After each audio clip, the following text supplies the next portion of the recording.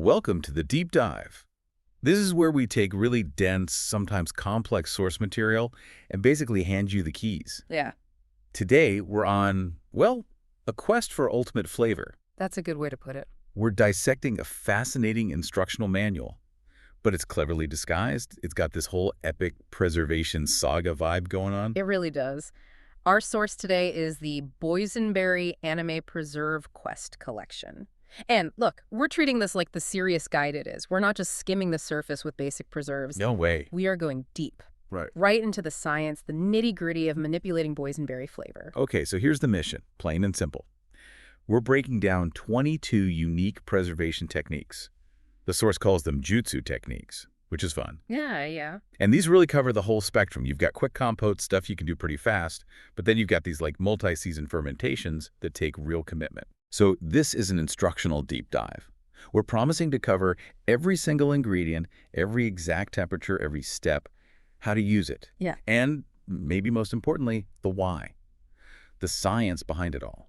And that's crucial. We need to emphasize, while the language is playful, forbidden techniques, character arcs, all that anime stuff, the instructions underneath, they are incredibly precise, ruthlessly so, actually. Right. We're talking specific time controls, specific temperature controls, exact ratios you need to manage pectin, acidity, and the textural requirements. They're detailed because they're necessary if you really want to achieve, well, preservation mastery. And structuring it this way, like a martial arts journey, it actually makes all this dense culinary science way more digestible. Honestly, it makes it pretty exciting. It does. It's a clever framing device. So we're going to unlock some really unexpected flavors today, things you probably never thought of doing with boysenberries. Yeah. Let's just jump right in with techniques that frankly challenge everything. Okay, let's kick things off with the foundation skills. And right away, these techniques pull the boysenberry way out of its usual sweet comfort zone. Yeah, again. These first five, they combine the fruit with some pretty robust vegetables and really potent sources of savory umami. All right, technique number one. This is the boysenberry roasted daikon achar, the unlikely alliance. And the source notes it's about 125 calories per serving. The key here seems to be heat transforming the radish, right? Making it a partner, not an enemy. Exactly. The source is very clear. The daikon radish has to achieve its final form. That's the language they use. And it does that through really high heat roasting. the film, okay. So you take your daikon chunks and you blast them, that's the word, at a scorching 450 degrees Fahrenheit. Wow, 450. For a full 40 minutes. Now, why 450? It's not arbitrary. That temperature is critical.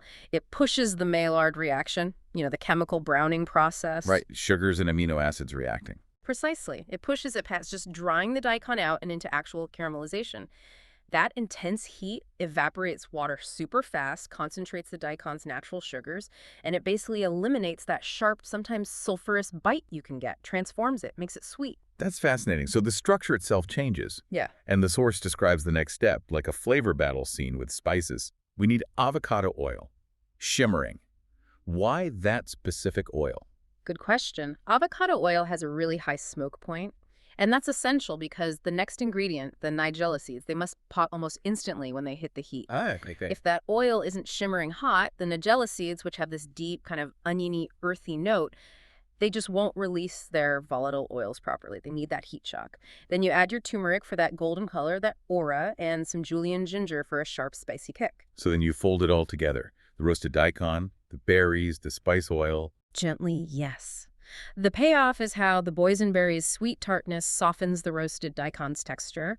It provides the acid balance. And the radish, now that it's sweet from the roasting, it just creates this perfect harmony. And achar, by the way, is traditionally a South Asian oil-based pickle. Right. And the suggested use. Serve it with Korean BBQ or grilled tofu for protagonist-level intensity. Love that. It sets the stage. Okay, technique 2. This is where we embrace umami. Boysenberry miso, glazed eggplant chutney, the umami awakening, about 135 calories per serving. Miso and boysenberry, that sounds intense. Miso, such a dominant flavor. How does the source make sure the boysenberry still shines through? Doesn't it just get lost? That's the core challenge here. It's a fusion technique, and it demands careful steps. First, you slice Japanese eggplant, specifically Japanese eggplant, and grill it for 15 minutes until it gets those essential char marks, what the source called its battle scars. Battle scars, nice. It's smokiness, I assume. Exactly. That grilling adds smoke, which is a great partner for the fermented depth of miso.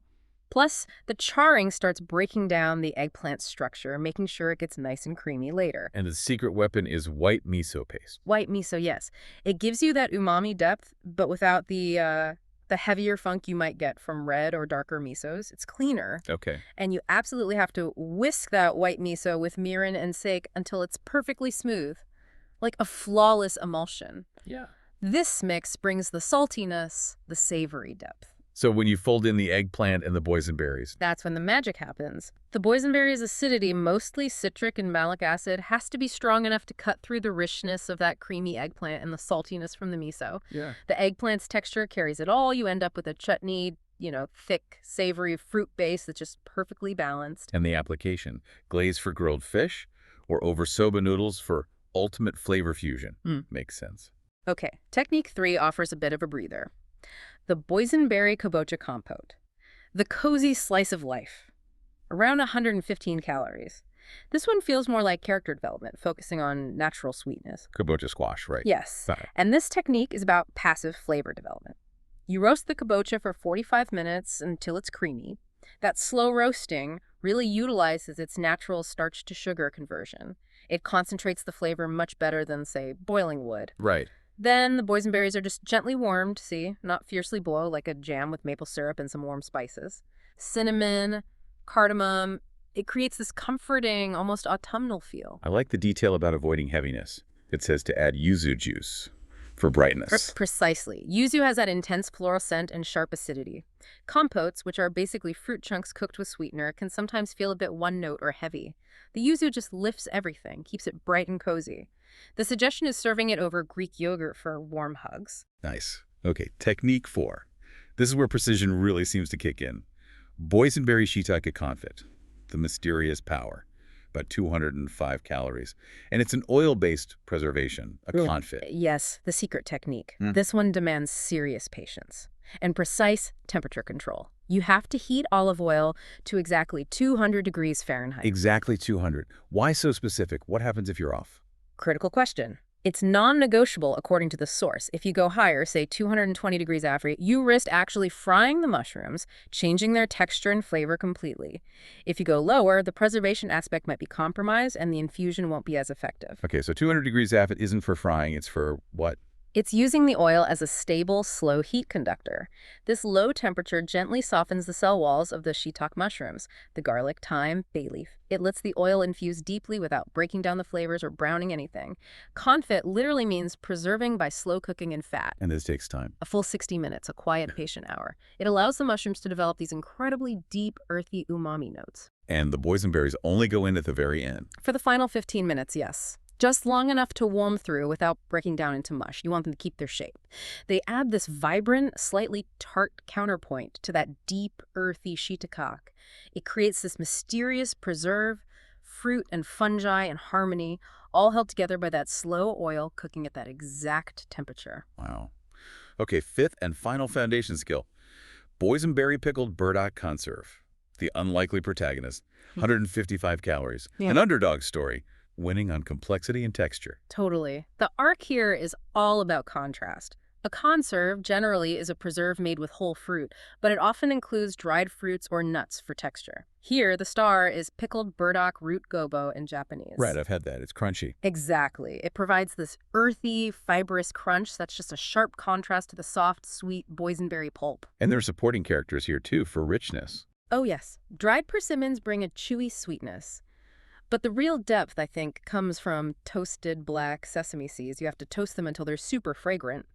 That releases their rich, nutty oils and provides this grounding base for the fruit and the burdock. And the twist. A hint of wasabi powder. Just a hint. The instruction is subtle, just enough heat to intrigue you, make you think, but not enough to blow out the other flavors. That's clever. It's a brilliant touch. That little spike of clean fire just lifts all those earthy, sweet, crunchy layers, makes the whole thing sophisticated and memorable. You've got Japanese pickled root, American berry, toasted sesame. It's a really complex, interesting conserve. Okay, moving up. We're now on the advanced techniques. The focus here seems to be on mastering specific textures, curds, butters, leathers, and getting really intense flavors. That's right. We're leveling up the skills. We start with technique 6, which the source calls the emotionally complex boysenberry yuzu curd. The citrus sunder, about 175 calories. This sounds like it needs precision with emulsions. Love this cinder, huh? So it's sharp then sweet. Kind of. The yuzu brings that initial sharp tartness. The development needs really careful management of heat and stirring. First step, strain the boysenberry puree. Absolutely smooth, no seeds, no solids. Okay, pure liquid. Then prepare the binding agents carefully. You whisk 4 egg yolks with sugar until the mixture goes pale.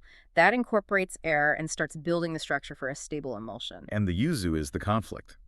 How do you get that perfect, smooth, luxurious texture without, well, scrambling the eggs? The key instructional detail, that luxurious texture. It's all about the eggs, the butter, and controlled heat. The method is non-negotiable. Must be cooked over a double boiler, a bain-marie. Right, gentle, indirect heat. Indirect heat, and this is vital, constant whisking. You cannot walk away. You're slowly heating those yolks in butter just until they thicken, around 170 degrees Fahrenheit, letting them emulsify into this silky, stable suspension. That's how you get the harmony between the sharp yuzu and the sweet berry, carried by that incredible texture. Makes sense. Constant vigilance. Okay, next up sounds a bit more dramatic. Boysenberry Black Sesame Dolce. The Dark Arts Master. 195 calories. Power corruption arc. Intense reduction. Yeah, the language is fun, but this is fundamentally a test of patience. The source instructs, cook coconut milk and palm sugar for a long time, 55 minutes, until it turns this deep golden color. 55 minutes. Wow. What's happening chemically there? That long cook allows the milk solids and the sugars, mostly sucrose and glucose, and palm sugar to undergo really intense caramelization. You're developing these complex, slightly bitter, deeply sweet notes. And then the black sesame. Yes, the secret ingredient. You gradually whisk in black sesame paste. Sesame has these phenolic compounds, gives it that distinct, nutty, slightly earthy profile. It creates this almost sinful, nutty richness that just amplifies the darkness of the caramelized milk. You keep reducing until it's thick enough to coat a spoon. The source calls it liquid obsidian. Liquid obsidian. Love it. And the finishing touches. Rum and star anise. Dark rum for warmth, star anise for that mysterious kind of licorice-y depth. The whole combination is incredibly rich. The boysenberry flavor is super concentrated from the reduction, and the black sesame and dark spices, it gives it this complexity that's almost savory. It really challenges your palate. Okay, skipping ahead slightly in the sources list. Yeah. Technique 8 is the boysenberry sweet potato leather, the training montage. Only 65 calories per serving? This sounds like endurance building, making something portable and nutritious. Exactly. The endurance starts with roasting sweet potatoes for 50 minutes. Like the daikon, that high-heat concentrate sugars creates a creamy texture, which is essential for the final leather. Right. Puree that, mix it with boysenberry puree. The goal is this visually appealing purple-orange marbled effect. And there's a functional ingredient here too, cayenne pepper. Just a touch. It's crucial, actually. Fruit leathers can sometimes taste a bit flat because the sweetness gets so concentrated. That little bit of cayenne adds interest, a little warmth, keeps it from being monotonous. And the final step is dehydration. Yeah. Right? Low and slow. Very specific.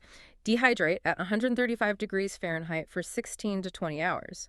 That low, slow drying removes moisture gradually without really cooking the fruit puree. The result is that flexible, pliable, ninja flexible sheet that's packed with nutrients. Great for hiking fuel, like the source suggests. Okay, last one in this section, technique 10. The boysenberry tahini butter. The fusion technique. 150 calories.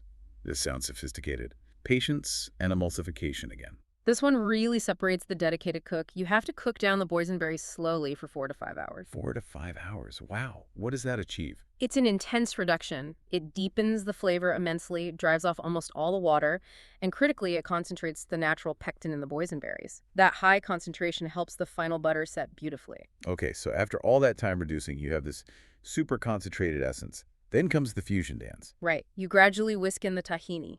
Tahini, ground sesame paste, is rich in fat and protein. The beauty here is the emulsification, how the tahini fats interact with the thickened pectin structure of that reduced fruit. So the sesame richness balances the intense tartness. Perfectly.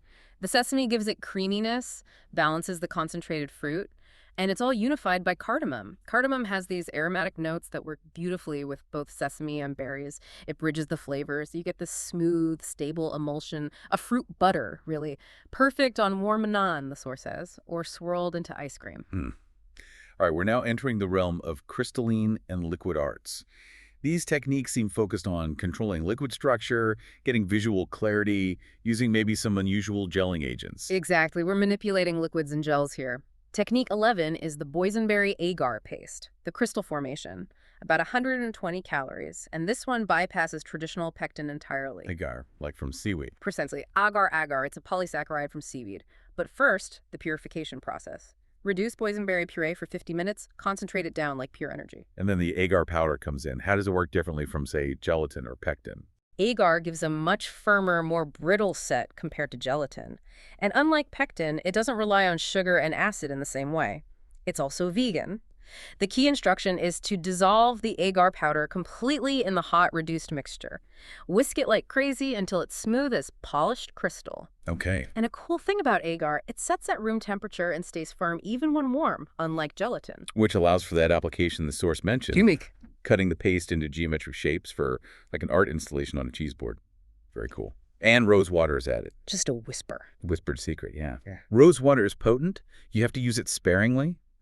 Those volatile aromatic compounds add a beautiful floral complexity, but you don't want it to overpower the intense fruit. The result is this preserve with amazing clarity and structural integrity. You can really slice it cleanly. Next, technique 12. Boysenberry ponzu sauce. The balanced warrior.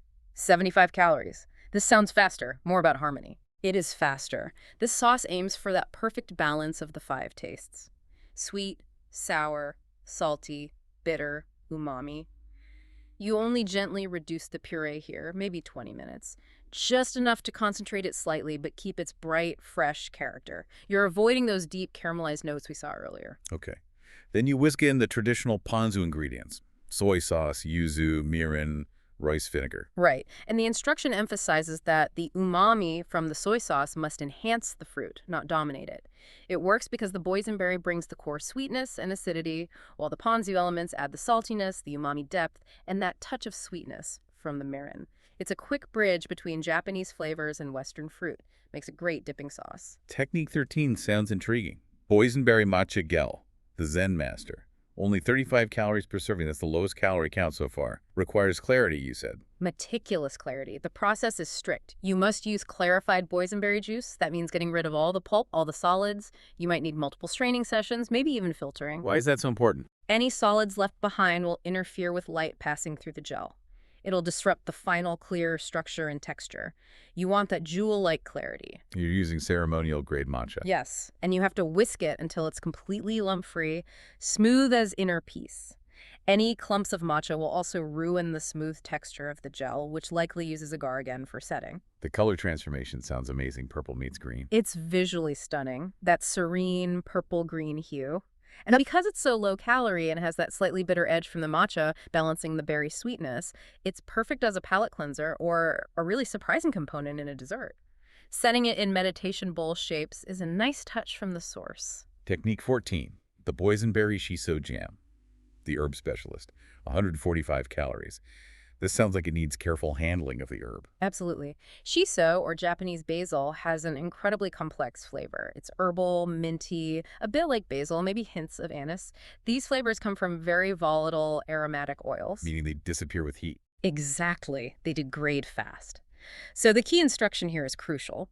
The chopped shiso leaves must be added in the last few minutes of cooking.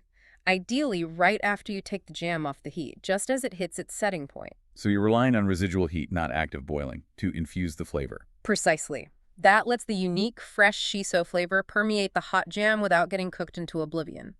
You end up with a jam that's intensely fragrant, familiar, yet totally unique, really sophisticated, great with savory things, Jesus. And the last one in this liquid art section, boysenberry cucumber jelly.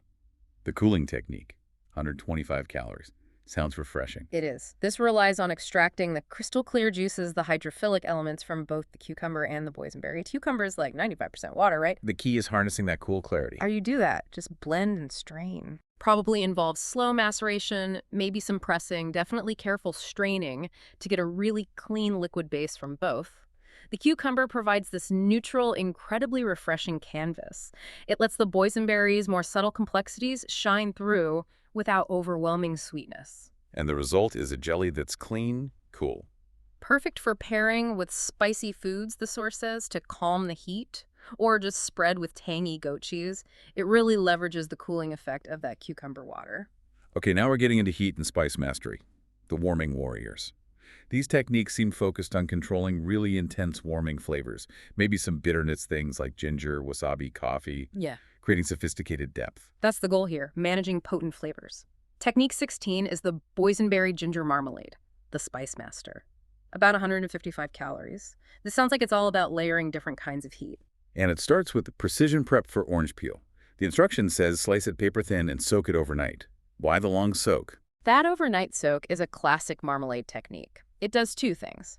First, it helps remove some of the excess bitterness from the white pith of the peel. Second, it starts softening the peel's tough cellulosic structure. If you skip that step, your marmalade could end up unpleasantly bitter and the peel might be tough. Okay. Then you cook the soaked peel with sugar and water until it's translucent. Right. That translucence is the sign that the cell walls have broken down enough and the sugar syrup has fully permeated the peel structure.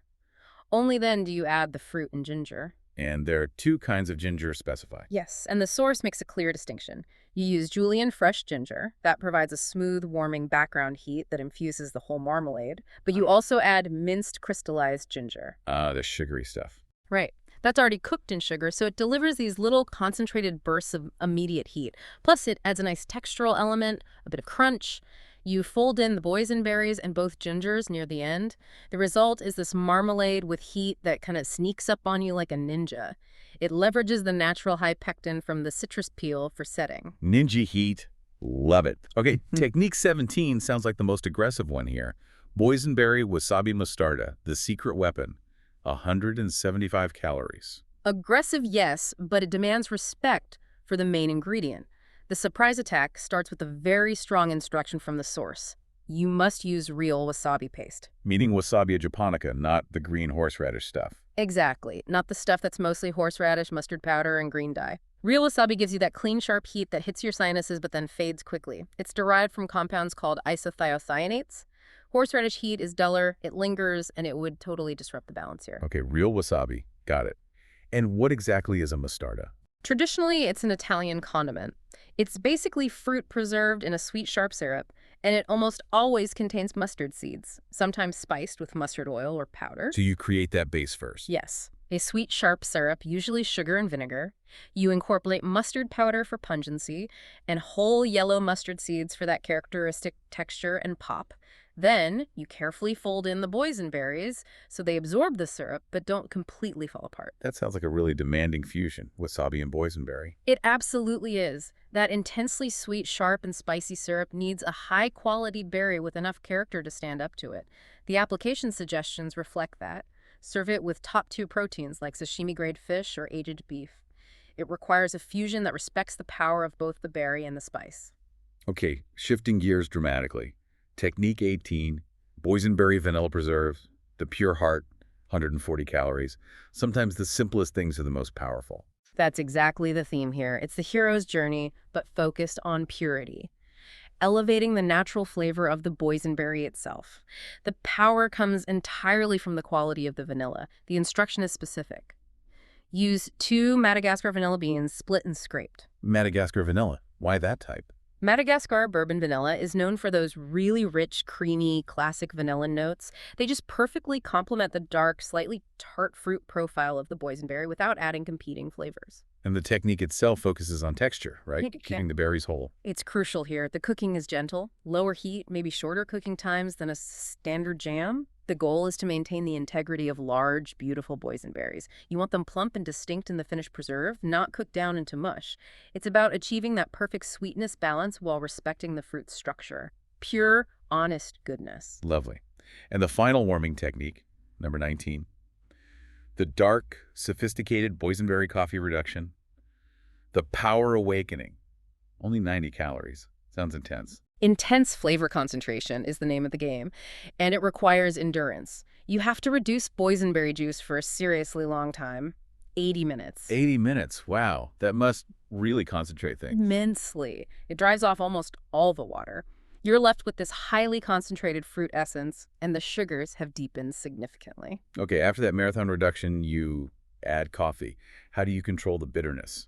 Coffee can be pretty assertive. The source specifies using cold brew coffee and adding it gradually. Cold brew is strategic here. It generally has lower acidity and fewer of those harsh bitter compounds compared to hot brewed coffee. Oh, okay. The idea isn't to make it taste like coffee, but to use coffee's inherent bitterness and deep roasted notes to amplify the boysenberry's own darkness and complexity. The bitterness acts as a counterpoint, a foil, to the concentrated fruit sugars. And the final touch? Grated dark chocolate. It's just a final flair for drama and synergy. The cocoa solids, the fat from the chocolate, they just marry beautifully with the reduced fruit sugars and those coffee notes. Creates this incredibly rich, dark, complex sauce or glaze. It's a masterful use of bitter elements to unlock hidden depths in the fruit. And here we are, the final arc. This is the highest level, it seems. Techniques involving probiotics, complex syrups, and seriously long-term vinegar fermentation. These require real patience, probably some specialized equipment, and dedication. Absolutely. This is endgame preservation. Technique 20 is the boysenberry kombucha shrub, the probiotic sage, very low calorie, just 40 per serving. This is described as enlightened cultivation, relying on beneficial bacteria that are already present. Okay, first, what exactly is a shrub in this context? A shrub is basically a drinking vinegar. Traditionally, it's made with fruit, sugar, and vinegar. It creates this tangy, refreshing syrup you mix with water or spirits. But this one uses kombucha instead of plain vinegar. Exactly. That's the unique twist here. It uses fermented tea kombucha as both the acid source and the source of living probiotic cultures. The process starts by macerating boysenberries, sugar, and lemon balm together for 48 hours. 2 full days just soaking. Yep. That long maceration is key for drawing out all the juice and flavor from the berries and the lemon balm. Then comes the fermentation boost. You add ginger-flavored kombucha. And then you wait. You wait. The instruction requires aging this mixture for a minimum of 2 weeks. During this time, the acetic acid bacteria, already thriving in the kombucha culture, get to work on the boysenberry sugars, converting them into more complex acids and flavors. So you end up with a sophisticated drinking vinegar, but with added probiotic benefits from the kombucha. Precisely. It's tangy, complex, potentially quite healthy. A really clever use of an existing ferment. Okay, next is Technique 21. Sounds more familiar, but maybe technically demanding. Boysenberry maple syrup. The morning ritual. 135 calories. The dedication technique applied to texture. That's a good way to put it. You start by simmering boysenberry juice with whole spices, a cinnamon stick, some cloves until it reduces by half. That takes about 45 minutes. And the source specifies using pure maple syrup here, not just plain sugar. Why maple syrup specifically? Maple syrup brings a much more complex sweetness than refined white sugar. It's got sucrose, yes, but also glucose, trace minerals, other flavor compounds. That complexity really complements the whole spices and the berry flavor. But the real key here is getting that perfect syrup texture, right? Yeah. Not too thin, not too thick. Exactly. And the crucial instruction relates to using cornstarch for thickening. You have to mix the cornstarch with some cold juice first to make a slurry before stirring it back into the warm mixture. Ah, the classic slurry technique. Why is that so important? Because if you dump dry cornstarch straight into hot liquid, the starch granules on the outside swell up instantly and form clumps, trapping dry starch inside. It's a lumpy disaster. Making a slurry with cold liquid first separates and hydrates each granule, so when they hit the heat, they swell evenly and thicken the syrup smoothly.